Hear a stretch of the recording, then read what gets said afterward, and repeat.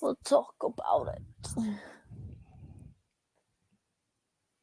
Get the tweets out. Let the people join. Feel the frustration in our voices. You know, typical. The typical. Typical.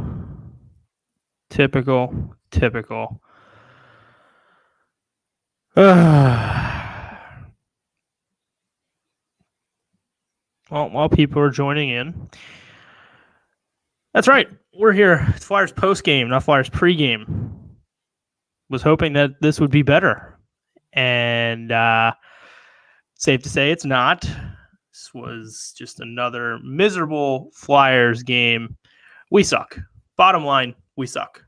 It's just this team's so frustrating. To play the first period the way they did, then to not show up again in the second period, and then finally with 4 minutes left, they decided, hey, let's put up some goals to make this game look a lot closer than it actually was, because that's what we do. That's what we're known best for, because we're the Philadelphia Flyers, and we love to just make everybody miserable as often as we can. As you can tell, I'm in a great mood, fantastic mood. This is ridiculous. This is not how this year was supposed to go. I know. It's very frustrating. And I think AV can only say we have to re-energize, we have to regroup so many times before.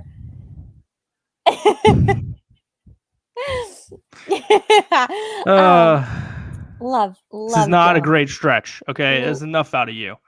Go back to your Pittsburgh ways, all right? But what I was saying was that you can only regroup and you can only re-energize so much before things need to actually start changing. And I feel like if Chuck Fletcher does not speak tomorrow or does not address the situation at hand, I think there's going to be mayhem amongst Flyers fans and Flyers Twitter. I would pay good money right now to be able to ask questions on that call tomorrow. So anyone out there listening, if anyone can hook me up, I'm willing to pay a price, because I've got some issues for Chuck Fletcher. I've got some questions for Chuck Fletcher. First off, how dare you? Okay, how dare you not do anything yet? We suck right now. The defense is horrible. It's not just the goaltending. It's everything. Again, Phil Myers looked lost out there tonight on the one goal. I don't know what he was doing. It's like those guys are out there and no one's talking to each other. That's what it feels like. There just seems to be a very big lack of communication, and it is beyond frustrating at this point.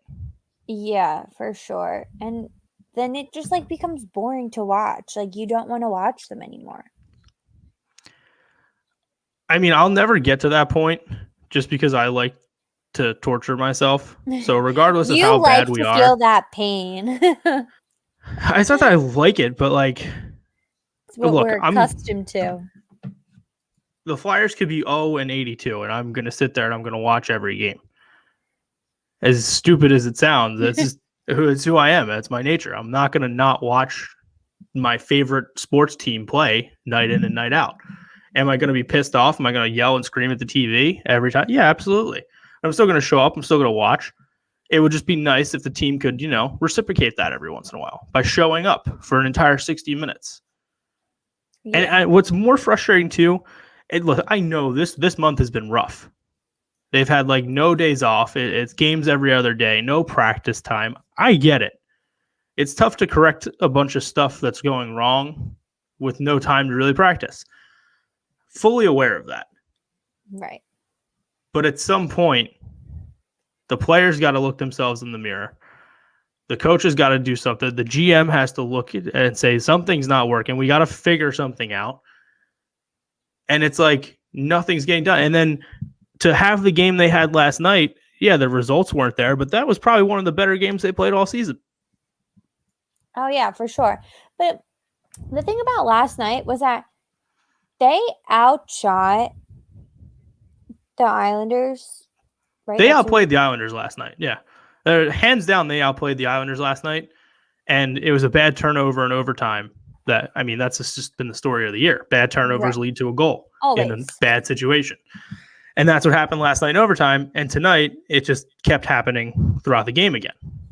But it's like, how do you have a game like last night where it's like, okay, things are starting to look like they're going to turn around a little bit here. This team, they've shown they can figure it out. They know how to play. They can make it work. They can pull out wins. They can compete in every game that they're in for the most part. And then they go and just drop a dud like this the next night. And I get it. It's a back-to-back situation. They're probably tired. But to me, that becomes irrelevant when you score 2 goals in the last 3 minutes of the game. Yeah, exactly. Like obviously, you had the energy to do that. Right.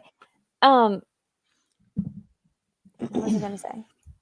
I was going to say something. But... I was going to say, like, it feels like they're just not playing smart. Like, they're just playing at this point. It's not like they're actually thinking about what they need to do, what their jobs are, what their roles are, like, where they should be on the ice. And I think that becomes frustrating as well. It just feels lazy. Everything just feels lazy right now. And I think you're seeing that happen too much. And I don't know if there's no way that this locker room has given up on AV already. That I refuse to believe that's the case. Oh, for sure. Yeah. I don't think it's that. I literally just, part of me feels like they didn't know what they were going to get into, like, during the season, which no one knew what was going to happen, especially with COVID shutdowns. Teams aren't playing. And then once they're back, it's like, bam, bam, bam, they're back playing back-to-back, trying to make all these games up. But at the same time, like, this is your job. You're a professional athlete. Like, you know what you need to do to recover your body and to regroup. And like I said, you can only do that. You can only say that so much before, like, actually making it happen. And I feel like they're saying it, but they're not doing it. Yeah, and at this point, it's getting tiring hearing the same thing over and over again. Like, oh, we know we need to play better. We need to do this. We need to do that. Okay, we'll do it. Mm-hmm. And at what point do these excuses just, like, when is it enough? Like, to me, I'm almost at that point where there's no more excuses. Okay, you're 30 games into the season at this point. I believe tonight was officially number 30, if I'm not mistaken. 31. So you're 31 games into the season. You don't have much time left. You have 25 games left to figure this thing out and get into that 4th place spot. Because that's all we're getting to right now. Unless they go on this absolute tear. Right. This huge winning streak. I mean, looking at the way the team's been playing right now, I don't see it happening because they can't even put 2-game back-to-back nights together right now. Mm-hmm. So I have zero confidence this team can go out and win 6 out of the next 7 or, 8 out of the next 10. I don't see it happening. I'm not saying they're out of it because they're not, because all the games are within the division. So there is the chance for them to get the points. But things aren't going to get easier. They have the Rangers on Thursday, the Rangers on Saturday. Then they head to Buffalo. That game's a little easy. Maybe. Who knows? We don't know at this point. And then, after Buffalo, let me see here. So, yeah, Rangers twice, Buffalo twice. Then you get the Islanders again. And then you get Boston back-to-back. You get Boston back-to-back. Then you get back to the Islanders. And then you get Boston again the following Saturday. This is not an easy stretch coming up here. Luckily, and maybe that'll be the saving grace of this upcoming stretch, they do have back-to-back days off, April 1st and April 2nd. So maybe they can get a little practice time, get their bodies recovered, but you still have games before that they need to win. Like every game, these 2 games this week were must win, and they came out with 1 point. 1 point, yeah. 1 out of a possible 4. You got New York, the Rangers on Thursday. You have to win that game. You have to win that game for multiple reasons. 1, because you need to make sure that you stay in the playoff hunt. 2, the Rangers are only 2 points behind the Flyers right now. And if the Rangers catch up to the Flyers at this point and they get ahead of them, I am just at this point I may chalk up the season at that point. Yeah. Boy, Papa Walsh chiming in here. Tell you what to do, Walsh. Stop watching. You're the mush and your sister. Yeah, that's right. Victoria did go to the game. So maybe the Walsh family does need to stop watching and going to the games. That might help them. Maybe, but I can't do that. Like, part of me, I feel like this organization has been like, we have the depth. Okay, at this point, bring your depth up. Call people from the Phantoms to like show to these older guys like you're not doing your job, and they are. Phantoms are number 1 in their division right now. No one is close near them. Granted, they're only playing like 3 teams, but still, like, they know what to do, and they've been in a tough situation, and I saw it. And you see like their tweets, like they'll be losing and then they make a huge comeback. And I think the Flyers need to learn something from their AHL team at this point. I mean, I don't know. Like, I'm not against them bringing some guys up, but at that point, it's just once that starts to happen, you've pretty much given up on the season at that point, in my eyes. Like, I think once you say, hey, let's, get. I think they need something. Let's get some of these. They literally they need a spark. Right. And that's why I think if they bring someone up, I think that will do something to them at least. I'm going to disagree with you. I don't think that's the answer. I'm not opposed to them bringing someone up, but that's not going to fix this team's issues. I think what needs to happen is a trade. The bottom line, a trade needs to happen. You have to improve your defense if you want to have any shot of competing going forward this season. Now, there was a report that came out earlier about Elliot Friedman from, I think it's TSN or Sportsnet, one of those Canadian outlets, does a 31 thoughts for each team blog podcast type thing. He reported that the Nashville Predators, who are the team that has Mattias Ekholm, are interested in obviously trading him, but have also now opened up the opportunity to possibly move on from other defenseman Ryan Ellis. I'm all in on that move. I'd rather that right now than Ekholm, because you're pretty much going to give up around the same thing asset-wise to get one of those two guys. However, Ryan Ellis has 6 years left on his contract. Ekholm has 2. I'm perfectly okay shipping out one of the younger defensemen if it means bringing in Ryan Ellis, because I'm okay at this point having to protect him because he's locked in for 6 years. Right. And he's just as good as Mattias Ekholm. And I think he would be a great pairing partner with Ivan Provorov. I think they would fit well together. I think that would be the move I would make if I'm Chuck Fletcher. I'm not Chuck Fletcher, so I can't make that move. I can't make that trade unless it's in the video game NHL. That's the only way I can make that trade. You're just throwing it out there in the universe. Yes, I need Chuck to listen to this. I know he watches daily pretty much from sources that I've heard. This is his favorite post-game show. Those are just rumors. But, hey, if he's out there listening, make the deal, Chuck. Figure something out. This team needs it. They need it desperately. 4-3 loss. Wasn't as close as the score says. Don't let them fool you. They didn't play well again. They haven't been playing well other than last night. I don't know. I'm almost Kevin Hayes is on my bad list right now. I was gonna say, I saw your tweet. You have been saying he is going to score, and he has yet to score. He had the perfect opportunity tonight, and nothing. The second goal was on him. Flyers are shorthanded. He gloves the puck down, tosses it.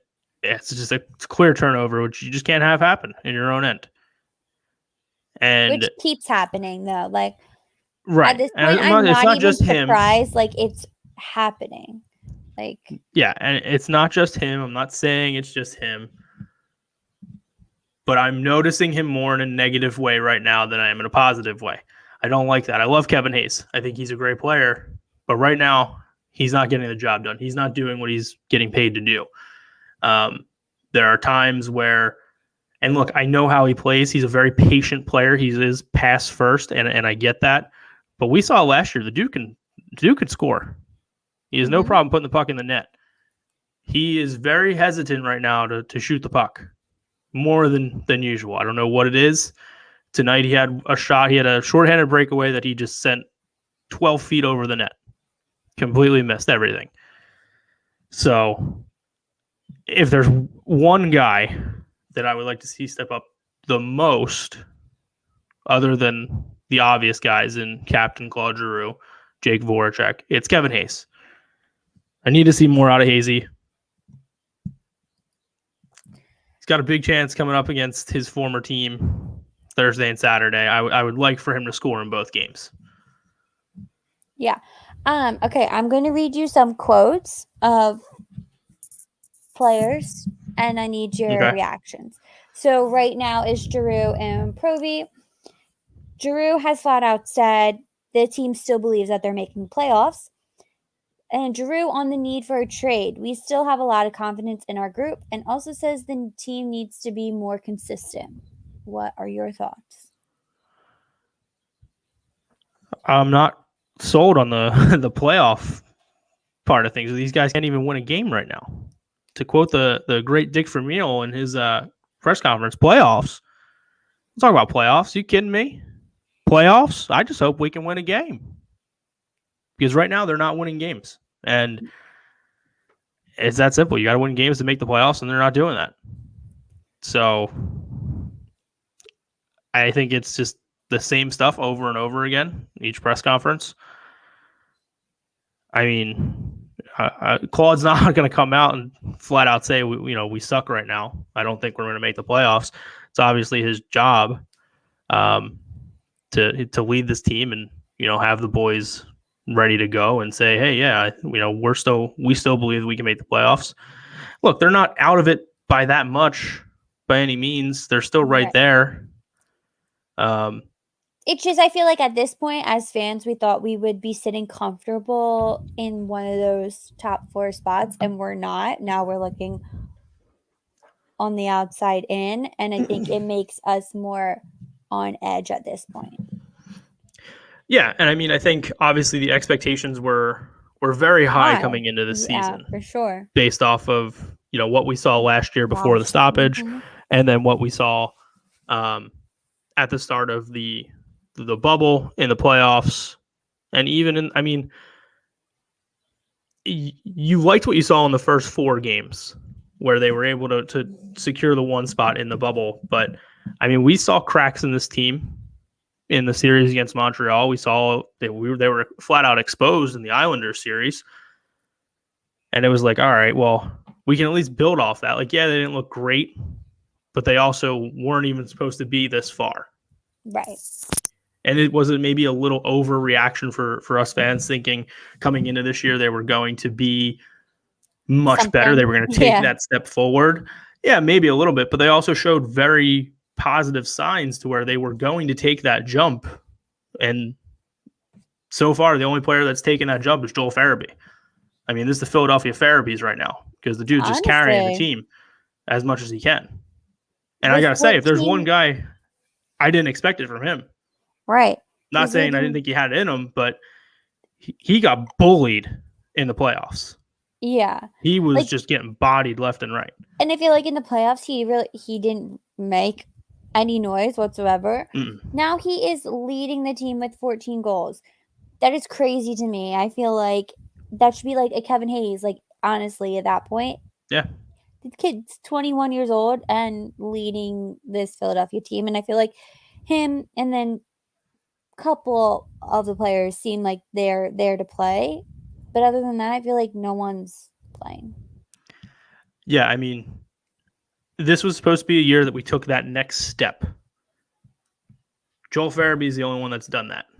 Mm-hmm. Everyone else is taking a step backwards, whether it's Travis Konechny, Kevin Hayes, Phil Myers, Travis Sanheim. Hate to say it, Carter Hart. It's not his fault. I mean, the team's played poorly in front of him. He's not going to stop everything. He's not a brick wall. As much as we want to think that he is, he's only 22 years old. Teams are getting more and more film on him. They're able to scout his tendencies and all that. He has to adjust. He has to be better. But the team in front of him is where that starts. That's the bottom line. This defense is so poor right now that it is only going to get worse if changes aren't made soon. There's not much they can do in-house. However, I would like to see Sam Moran back up here. I want to see him play defense. I don't need to see him getting 4 minutes of ice time as a left winger because we like how big he is and he can go out there and throw the body around. He's not a forward. He's a defenseman. He needs to be playing back. He's played well defensively with the Phantoms. He has that Give him a chance. Physical, I think, aspect to him as well. Like, yes, he's tall, but he's also aggressive. And I think, like, people should be afraid of him. Like, he's not afraid to drop his gloves and fight you. And I think Flyers kind of need that under them. Like, I disagree with you. I think Sammy Boy will do great. I mean, they need someone to protect the front of their net. Yes. I think that's pretty clear. Right. And it doesn't matter who's in net. You saw yesterday in overtime, simple turnover, no one in front of Brian Elliott, and Islanders win. So having him out there, I think would help this team. Yeah. Now, if he starts playing poorly and it just doesn't work, then fine. But it can't be any worse than what we're seeing right now. I mean, I refuse to believe that tossing in Moran over Nate Prosser, Eric freaking Gustafsson would be worse. Like, I just can't see it happening. Give the kid a shot. Let him prove himself. You know, he's coming back from 2 ACL injuries. He did what you asked of him to try out being a forward. It didn't work. He's playing well defensively. Give him a shot. What's the issue here? I don't see the problem with calling him up and saying, "Hey, Sammy, get out there. Let's see what you can do, kid." Worst that can happen is we lose, which we're already doing. So it doesn't really change anything. Like, there's no, it doesn't. I mean, you're like, nothing that really changes anything. It can't get worse than what it is right now. Right. Agreed. It'd be different if you're going to add and subtract. Like, if you're going to take out 3 guys to put in 3 minor league guys, then that, yeah, I would expect it to get much worse. But to just replace Moran with Gustafsson, or replace Gustafsson with Moran, or Prosser with Moran, literally anybody on defense other than maybe Provorov right now, I'm all for it. Give the kid a shot. See what happens. He's a big dude. He'll give you a little bit of a physical presence, and maybe you can build off that. Still think they need to make a trade. Chuck Fletcher is going to give us his State of the Union tomorrow. We'll see what he actually says. 1 p.m. Are you going to tune in, or are you just going to?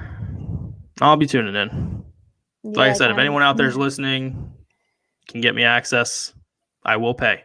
Because I've got some questions for Chucky Boy that need answers. Love to have him on the pod. I talked to him about it. Should we hit him up? Hit his people? I'm hoping I'm hoping he is on like 4 different phones right now, calling teams to try and improve this defense. And if I don't want him sleeping. Like, then what are you doing? Like, if you don't notice that, like, your team has bad defense since the beginning, I honestly feel like this is a conversation that everyone has been talking about for months now. If you don't notice it, then, like, what are you watching? Like, what are you doing? We are 20 days away from the NHL trade deadline. I don't want Chuck Fletcher to sleep for the next 20 days. I want him on the phone until a deal is done and our defense is better. No sleep, no food, nothing. I want him eating, breathing, sleeping phone calls.